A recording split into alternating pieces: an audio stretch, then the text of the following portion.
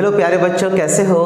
Hope आप लोग बहुत अच्छे होंगे और आप लोगों को फिर से जो है द नॉलेज हब चैनल पर फिर से स्वागत है। जैसा कि आप जानते हैं, आपका जो है नंबर सिस्टम का सीरीज चल रहा है। इसमें आज 5th लेक्चर है, जिसमें हम लोग आज बहुत ही महत्वपूर्ण जो है टॉपिक के ऊपर बात करेंगे, जो परीक्षा के संदर्भ में बहुत ही इंपॉर्टेंट रहता है और कभी कभी जो है decimal representation of rational numbers के बारे में पूछा जाता है। तो जैसा कि आप जानते हैं कि आप नंबर्स के बारे में बहुत कुछ सीख चुके हैं अभी तक, तो अब हम लोग क्या करेंगे, रेशनल नंबर्स को डेसिमल्स का तरह कैसे रिप्रेजेंट किया जाता है, या रिप्रेजेंटेड है अगर डेसिमल नंबर्स तो उसको रेशनल नंबर्स में कैसे लिखेंगे, ये सब हम लोग देखेंगे। लेकिन उससे पहले हम लोग उसके कैरेक्टरिस्टिक्स को समझें कि आखिर जो है डेसिमल रिप्रेजेंटेशन जो रेशनल नंबर्स का है किस किस फॉर्म में हो सकता है। तो जैसा कि जानते हैं, और इस वीडियो पे बने रहिए, अंत में आपको बहुत ही इंपॉर्टेंट और महत्वपूर्ण रहस्य के बारे में बताएंगे डेसिमल से संबंधित। तो आप देखिए, पहले कॉन्सेप्ट को बिल्डअप करते हैं। टर्मिनेटिंग डेसिमल, तो दो तरीका का रिप्रेजेंटेशन हो सकता है रेशनल नंबर के फॉर्म में डेसिमल का। तो एक हो सकता है टर्मिनेटिंग डेसिमल्स और दूसरा है नॉन टर्मिनेटिंग डेसिमल। आप देख सकते हैं, टर्मिनेटिंग डेसिमल्स को फाइनाइट डेसिमल भी कहा जाता है और नॉन रिपीटिंग डेसिमल भी कहा जाता है। क्यों कहा जाता है मैं बता रहा हूं, आप देखिए, आप समझ जाएंगे क्यों इसको फाइनाइट डेसिमल या फिर नॉन रिपीटिंग डेसिमल भी कहा जाता है। एक्चुअली होता क्या है कि जैसे मान लीजिए कि मेरे पास एक फ्रैक्शनल नंबर है, जैसे मान लीजिए मेरे पास है 3/, मान लीजिए मेरे पास 3/5 है, ठीक है। मान लीजिए मेरे पास एक रेशनल नंबर है 3/5। अब इसको डेसिमल में रिप्रेजेंट हम कैसे करेंगे, तो आप इसको डिवाइड कीजिए। बचपन में आप सीखे हैं कैसे 3 को 5 से डिवाइड करेंगे। तो आप जब डिवाइड करेंगे तो देखिएगा 5 3 से डिवाइड नहीं हो रहा है। तो जब नहीं होगा तो हम यहाँ पर पॉइंट लगा करके यहाँ पर 0 लगा देंगे। 30 हो गया, तो 5 6 क्या हो गया, 30 हो गया। और हम क्या देख रहे हैं, टोटल तरीका से ये कट गया। तो यानी हम क्या देख रहे हैं, मेरे पास आंसर कितना आ रहा है, 0.6 आ रहा है। मतलब एक फाइनाइट डिजिट के बाद इसके आगे कुछ आ ही नहीं रहा है। क्यों नहीं आ रहा है, क्योंकि इसके बाद कोई रिमाइंडर ही नहीं बच रहा है, तो ये स्टॉप हो जा रहा है डिवीजन के बाद। दूसरा एक और एग्जांपल देख लीजिए, जैसे मान लीजिए कि मेरे पास 7/, मान लीजिए मेरे पास मान लीजिए 27/, मेरे पास 2 है, 27/2 है, और हम इसको डिवाइड करने का प्रयास करते हैं। तो कैसे करेंगे, 27 को 2 से डिवाइड करेंगे, तो 2 1 जा 2, फिर ये माइनस होगा, 7 उतर जाएगा, 2 6 जा 2 3 जा 6, 2 3 जा 6, और फिर मैं काटूंगा 1 आ जाएगा, ठीक है। और फिर मैं डिवाइड करूंगा। तो अब मैं डिवाइड कैसे कर सकता हूं, जब मैं इसमें एक डेसिमल लगाऊंगा और यहां तक 0 पुट कर सकते हैं, और 2 5 जा 10, ये कट गया। आप देख रहे हैं ना। तो फिर से क्योंकि डिनोमिनेटर नहीं बचा, क्योंकि रिमाइंडर नहीं बचा, तो हमारे पास आंसर क्या आ रहा है, 13.5। तो मैं क्या देख रहा हूं कि एक डेसिमल के बाद एक कुछ निश्चित डिजिट के बाद जो है पूरा जो है डिवीजन प्रोसेस टर्मिनेट हो जा रहा है, मतलब स्टॉप हो जा रहा है। तो क्योंकि ये इसका जो है रिप्रेजेंटेशन जब हम डेसिमल में कर रहे हैं, तो फाइनली रिमाइंडर नहीं आने की वजह से यहाँ पर जो है डिवीजन प्रोसेस स्टॉप कर जा रहा है। इसीलिए इसको जो बोलते हैं नॉन रिपीटिंग डेसिमल, क्योंकि इसके बाद फिर से रियकर नहीं कर रहा है, मतलब डेसिमल पॉइंट्स बार बार रिमाइंडर नहीं देने की वजह से यहाँ पर रिकरिंग डिवीजन नहीं हो रहा है। इसी वजह से इसको कहा जाता है नॉन रिपीटिंग डेसिमल, मतलब डेसिमल स्टॉप हो गया, अब रिपीट नहीं कर रहा है। और या फिर हम इसको फाइनाइट डेसिमल भी कह सकते हैं, क्योंकि एक फाइनाइट डेसिमल पॉइंट के बाद, फाइनाइट डिजिट के बाद जो है चीज स्टॉप हो जा रहा है, डिवीजन प्रोसेस स्टॉप हो जा रहा है, इसीलिए ऐसा कहा जा रहा है, ठीक है। तो कुछ इस तरीका से था। लेकिन नॉन टर्मिनेटिंग डेसिमल के तरफ अगर हम गौर से देखें तो हम क्या देखेंगे, सपोज दैट मेरे पास एक नंबर है, मान लीजिए 25 है, और हम इसको 3 से डिवाइड करना चाहते हैं। 25 को 3 से डिवाइड करना चाहते हैं, ये भी एक रेशनल नंबर है, ठीक है। तो चलिए डिवाइड करके प्रोसेस को देखते हैं क्या होता है। तो मैं इसके लिए थोड़ा सा ऊपर से कर रहा हूँ, 25 को मैं 3 से डिवाइड करने का प्रयास कर रहा हूँ। तो 3 1 जा 3, 3 2 जा 6, 3 3 जा 9, 3 4 जा 12, 3 5 जा 15, 3 6 जा 18, 3 7 जा 21, 3 8 जा 24, 3 8 जा हमारे पास 24 आ गया। अब मैं इसको सब्ट्रैक्ट अगर करूं तो क्या होगा, यहाँ पर 1 आ जाएगा। लेकिन 1 आने के बाद अगर हम यहाँ पर डेसिमल लगा करके यहाँ 0 लगा दें और फिर से डिवाइड करें, तो 3 3 जा 9 आ रहा है। फिर हम अगर माइनस कर रहे हैं तो फिर 1 आ जा रहा है, फिर हम 0 डाल सकते हैं, फिर 3 3 जा 9 आ जा रहा है, फिर हम इसको डिवाइड कर रहे हैं तो माइनस कर रहे हैं तो फिर 1 आ जा रहा है। फिर इस तरीका से ये तो हमेशा कंटिन्यू होता ही चला जाएगा, नहीं चला जाएगा। तो हम क्या देख रहे हैं कि इस नंबर में जब 25 को 3 से डिवाइड कर रहे हैं तो मेरे पास एक ऐसा सिचुएशन आकर के खड़ा हो जा रहा है कि डिवीजन तो एंड ही नहीं हो रहा, बार बार रिमाइंडर आ रहा है और बार बार हम उसको 0 बैठा सक रहे हैं और बैठा करके फिर से हम डिवाइड कर सक रहे हैं। तो ये प्रोसेस तो कंटिन्यूअस होता ही चला जाएगा। आप सुपर कंप्यूटर पे भी डिवाइड करेंगे तो ये होता ही चला जाएगा, ये नॉन स्टॉपिंग प्रोसेस है। यानी हम यह कह सकते हैं कि ये नॉन टर्मिनेटिंग डेसिमल है। नॉन टर्मिनेटिंग का मतलब डेसिमल के बाद का डिजिट जो टर्मिनेट नहीं कर रहा है, इसीलिए इसको नॉन टर्मिनेटिंग डेसिमल कहा गया।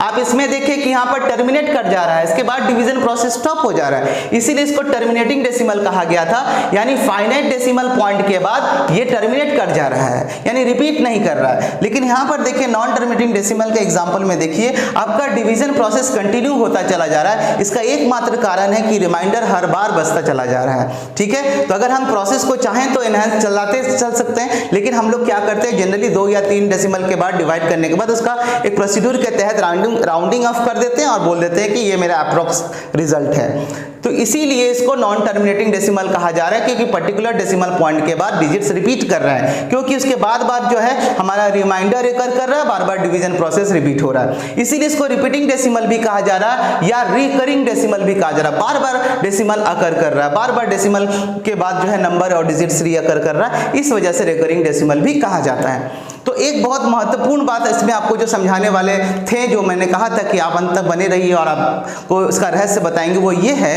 कि जब भी जैसे कि मान लीजिए आपसे सवाल पूछ दिया जाए कि बिना डिवीजन किए बताओ कि ये डेसिमल इसका जो आएगा रेकरिंग होगा कि नॉन रेकरिंग होगा, यानी टर्मिनेटिंग टाइप का डेसिमल होगा कि नॉन टर्मिनेटिंग टाइप का डेसिमल होगा। तो आप गौर करके देखिए, जब भी अगर इसके लिए हम यहाँ पर पॉइंट कर दे रहे हैं, आप लोग नोट कर लीजिएगा कि व्हेनेवर the denominator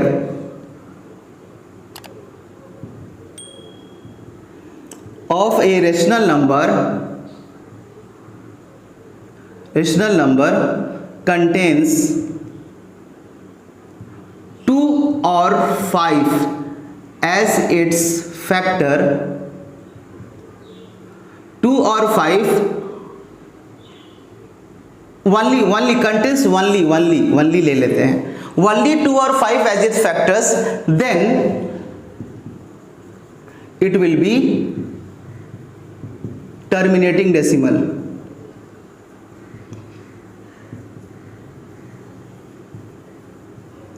कहने का मतलब है कि अगर हमारे पास कोई ऐसा रेशनल नंबर है जिसके डिनोमिनेटर को अगर फैक्टराइज किया जाए और उसमें फैक्टर्स या तो खाली 2 निकले, 2 का फैक्टर हो, नहीं तो खाली 5 का फैक्टर हो, नहीं तो 2 और 5 का कॉम्बिनेशन का फैक्टर हो, यही केवल मात्र फैक्टर होगा, तो आप जो है देख के बता सकते हैं कि वो गिवन जो है फ्रैक्शन जो है आपका या गिवन जो रेशनल नंबर है वो एक तरह का टर्मिनेटिंग डेसिमल का तरह डेसिमल फॉर्म में रिप्रेजेंट होगा। जैसे आप इस केस में देखिए ना, आप इसको जब आप देखेंगे तो इसमें 2 जो है इसका डिनोमिनेटर में है, इसका डिनोमिनेटर में 2 है और इसके डिनोमिनेटर में 5 है, तो only 2 होने से या only 5 होने से उस केस में भी आपका जो है टर्मिनेटिंग डेसिमल भी ही आएगा। हम दूसरा एग्जांपल दिखा रहे हैं जिसमें 2 भी होने से और 5 भी होने से होगा। जैसे कि मान लीजिए यहीं पर मैं एग्जांपल दिखा दूं, जैसे मान लीजिए 7/10 दिया हुआ है, इसमें देखिए 2 का भी फैक्टर है और 5 का भी फैक्टर है, तो हम 7 को ऑब्वियसली जो है हम 10 से जब डिवाइड करेंगे तो पॉइंट लगा करके यहाँ 0 लगाएंगे तो 10 7 जा 70, देखिए आप कट गया। आप देख रहे हैं ना, तो इसमें फैक्टर किसका किसका है, 2 का है और 5 का, आप देख रहे हैं ना 2 × 5 का फैक्टर है, तो इस वजह से भी आप देख सकते हैं ये टर्मिनेट कर गया, 0.7 आ गया। तो जो मुख्य बात जो याद रखने का बात है कि किसी भी फ्रैक्शनल नंबर में यदि उसका डिनोमिनेटर को फैक्टराइज किया जाए और फैक्टराइज करने के बाद सिर्फ फैक्टर्स में या तो 2 ही फैक्टर आए एज अ प्राइम फैक्टर, या फिर खाली 5 उसका प्राइम फैक्टर आए, या फिर 2 और 5 का कॉम्बिनेशन प्राइम फैक्टर के रूप में आए, तो आप समझ लीजिए गिवन रेशनल नंबर या फ्रैक्शनल नंबर जो होगा वो डेसिमल रिप्रेजेंटेशन जो करेगा वो टर्मिनेटिंग डेसिमल होगा। तो अब रहा दूसरा केस कि किस केस में जो हम समझेंगे कि नॉन टर्मिनेटिंग डेसिमल है, तो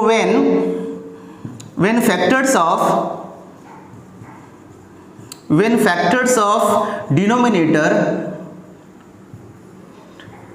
of a rational number contains prime factors as 3 or 7 only.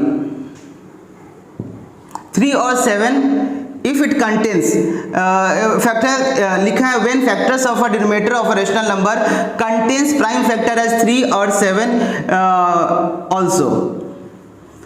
मतलब कहने का मतलब है कि अगर किसी भी फ्रैक्शनल नंबर का या रेशनल नंबर के डिनोमिनेटर में 3 और 7 भी फैक्टर के रूप में अगर आ जाए, या तो खाली 3 आ जाए या तो खाली 7 आ जाए या फिर दोनों आ जाए, है ना, तो जो है जो नंबर आएगा वो नॉन टर्मिनेटिंग डेसिमल में आएगा। एक बात में कंफ्यूज मत होइएगा जो मैं बताना चाहता हूं। मैंने शुरू में क्या कहा कि अगर डिनोमिनेटर का फैक्टर प्राइम फैक्टर्स या तो खाली 2 हो, नहीं तो खाली 5 हो, नहीं तो 2 और 5 का फैक्टर्स हो, प्राइम फैक्टर्स हो, तो वो टर्मिनेटिंग हो जाएगा। लेकिन इसके अलावा अगर फैक्टर्स में 3 और 7 अगर आ जाए या 3 और 7 का कॉम्बिनेशन आ जाए या फिर खाली 3 या खाली 7 आ जाए तो नॉन टर्मिनेटिंग हो जाएगा ना। अब ये मत सोचिएगा, कभी कभी क्या होता है फैक्टर करने से उसमें 2 भी आ रहा है और 3 भी आ रहा है, तो 2 आने से तो वो टर्मिनेटिंग हो जा रहा है, लेकिन केवल मात्र तो 2, यहाँ पे जो वनली का हमने बात किया, वनली का मतलब खाली 2 हो, नहीं तो खाली 5 हो, नहीं तो 5 हो या 2 का कॉम्बिनेशन हो। लेकिन इस केस में मैंने वनली का इस्तेमाल नहीं किया कि सिर्फ 3 आए या सिर्फ 7 ही आए। अगर मान लीजिए 2 और 5 के साथ 3 भी आ गया तो 3 के आ जाने से ही वो नॉन टर्मिनेटिंग हो जाएगा। ऑब्वियसली उसमें 3 भी और 5 भी है, जैसे हम एग्जांपल दिखा रहे हैं समझने के लिए। जैसे कि मान लीजिए मेरे पास एक नंबर है, जैसे कि मान लीजिए है 45, ऊपर में या 45 ही नहीं देकर के हम उसको 47 दे देते हैं, और नीचे मान लीजिए 2 दे दिए और 3 दे दिए, 2 3 या 6 दे दिए मान लीजिए। तो आप बोलेंगे कि सर इसका फैक्टर क्या होगा, तो 47 बाई हम इसको फैक्टराइज करेंगे तो 2 × 3 आ रहा है, तो 2 तो आ रहा है, तो 2 तो आने का मतलब ये नहीं हो गया कि 2 आ गया प्राइम, नीचे का डिनोमिनेटर का प्राइम फैक्टर में 2 आ गया तो ये टर्मिनेटिंग हो गया, ऐसा नहीं है। खाली अगर 2 आ गया तो यहाँ खाली 2 नहीं आया, 2 के साथ 3 भी आ गया।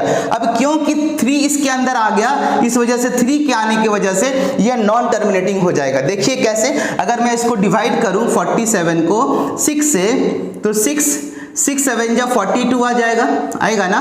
उसके बाद घटाएंगे तो कितना आ जाएगा, 5 आ जाएगा, पॉइंट लगाएंगे 0 आ जाएगा। 6 7 जा 42, 6 8 जा 48, तो 6 8 जा हमारा आएगा 48, फिर घटाएंगे 2 आ जाएगा, फिर आप 0 लगा सकते हैं, फिर 6 3 जा 18 आ जाएगा, फिर घटा देंगे, फिर 2 आ जाएगा, फिर 0 लगाएंगे, फिर 6 3 जा 18 आ जाएगा। तो आप देख रहे हैं ना कि बार बार रिपीट होगा ये चीज तो होगा।